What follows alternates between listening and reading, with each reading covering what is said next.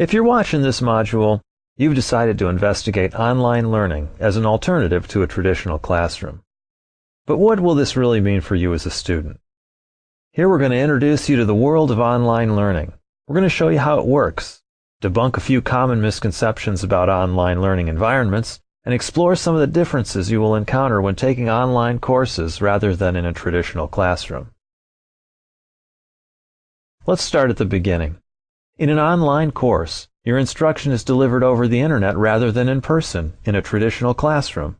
Seems obvious enough, right? In fact, think of the course management system, or CMS, as a virtual classroom. The CMS is where your instructor will post all of the course materials, conduct online discussions and perhaps other activities, and receive your assignments. Additionally, it's where your instructor will expect you to read all the course materials posted there, participate in the activities created, and use the CMS to submit your assignments. Accessing the CMS is easy. You can log in using any internet-capable device, a computer, a tablet, or even your smartphone. This means that you will be able to go to class whenever and wherever you'd like, as long as you have an internet connection. Online learning is not new, but it's quickly evolving to become a more and more powerful tool for teaching and learning. That's why we think it's important to start our discussion by debunking some of the more common myths about online learning. These misconceptions might already sound familiar, or they may surprise you, but they've gotten in the way of some students who then found it difficult or impossible to complete their online courses successfully. We don't want you to be one of these students. This is why we've made this introductory module. We want to give you a clear idea of what you can expect from online learning and provide you with some tips that will help you not only to succeed, but to excel in your online course. Let's start by addressing the 7 most common myths about online learning. Select from the 7 tabs to find out what they are. I've heard that taking the online class is way easier than taking the class on campus. You don't even have to go to class. You just hand in the assignments and you're done. The workload for any particular course is the same regardless of the way it's delivered. And if you really think about it, there is more reading in an online class because you have to read all your teacher's instructions rather than hearing them in the class. In an online environment, you need to be more self-disciplined and motivated because you won't be facing the instructor every session. The good news is that online classes will give you the flexibility to learn when you're ready to learn and at times that work with your schedule. This can be a real plus for students with busy lives. In an online class, you're not limited by class times, so you don't have to worry about conflicts with other classes you want to take, your work schedule, or other time constraints. Whether you decide to take your classes in a traditional or an online setting is up to you. One option really isn't easier than the other. It's all about finding out the best fit for your life, your time, and your habits. If I'm taking an online class, I can turn in assignments whenever I want, right? I just get all assignments from the instructor and blast through in 2 weeks, rather than wasting a whole semester.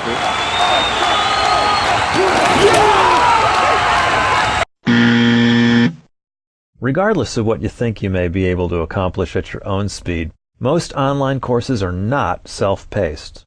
Some instructors reveal all assignments ahead of time, and others may roll out course topics and assignments incrementally. The most successful students will concentrate on their work at the pace that the teacher has laid out. Give yourself time to really focus on the course material and put your best effort into the assignments. Don't try to rush through the course just to get it done. The online learning world is not much different from traditional campus courses.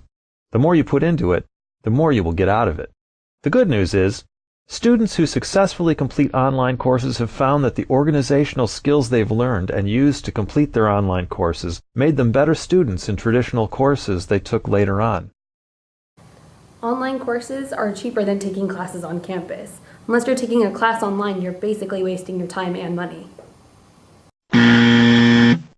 Tuition fees for online courses are typically the same as your traditional on-campus classes. But there are some hidden costs in taking a class on campus that you may not have considered. Let's see if you'll be able to save money by taking classes online. If the cost savings calculator estimated that you will save money, and if you successfully complete the course, well done! Our job here is then to make sure that you can make that happen. Professors randomly call on students for answers in a lecture. When in an online class, I can fly under the radar. Don't be fooled by the illusion of anonymity in your virtual classroom. Even though you and your instructor may not be able to see one another, he or she can access reports on the quantity and quality of your course participation, and believe us, they will. They want to know how you're doing, and they want to know how they're doing, and participation will definitely be a key component of any of your classes. In fact, sometimes faculty know more about their online students than their on-campus students. The good news is, online learning can provide you with the opportunity to develop meaningful relationships with your professors and with other students taking the same course. Conversing online can seem strange or artificial at first, but once they get used to it, most people really enjoy the online discussions. In an online course, everyone has a chance to provide their input, and you have time to craft your thoughts before you speak. You're not bounded by the end of a class period or limited discussion time. But you'll also need to commit to participating effectively, and you'll need specific strategies to make this happen.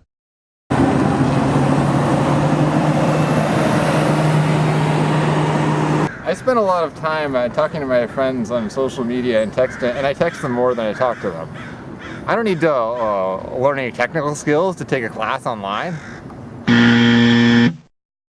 I don't really know my way around a computer, but clearly my instructor does. I'll just rely on him or her to help me figure it out during the course of the semester. My online class will teach me anything I need to know, right? Online learning generally does not require extensive technical knowledge, but you have to understand the basics about your computer, the internet, and how to use your school's course management system, or CMS. Watch the Getting Tech Ready tutorial for an overview of the technology you'll be using, and then be sure to seek out information or tutorials provided by your school about their CMS before starting your course. Take the time to really understand your online environment before you get too far into the semester. You won't want to wait until minutes before an assignment is due to learn which buttons you need to push in order to submit it.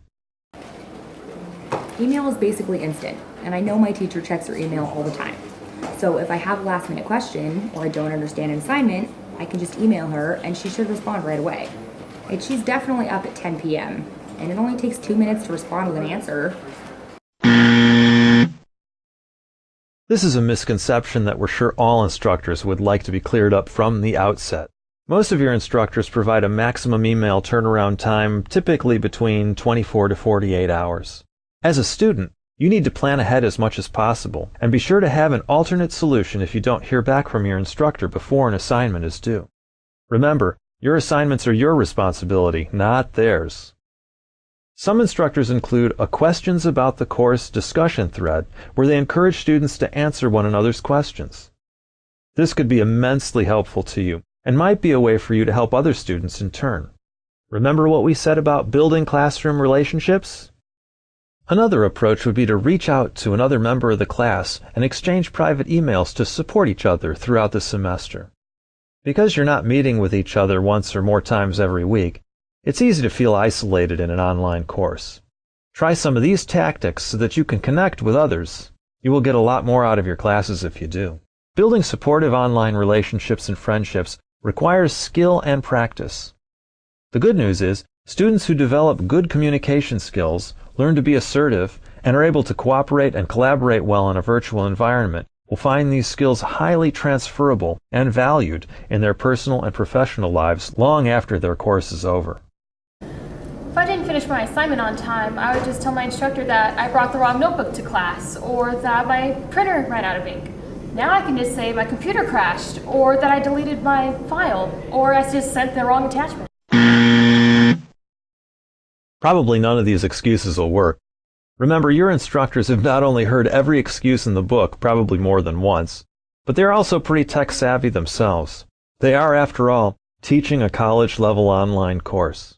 Make sure you fully understand your instructor's expectations, and that you comply with them in a timely manner.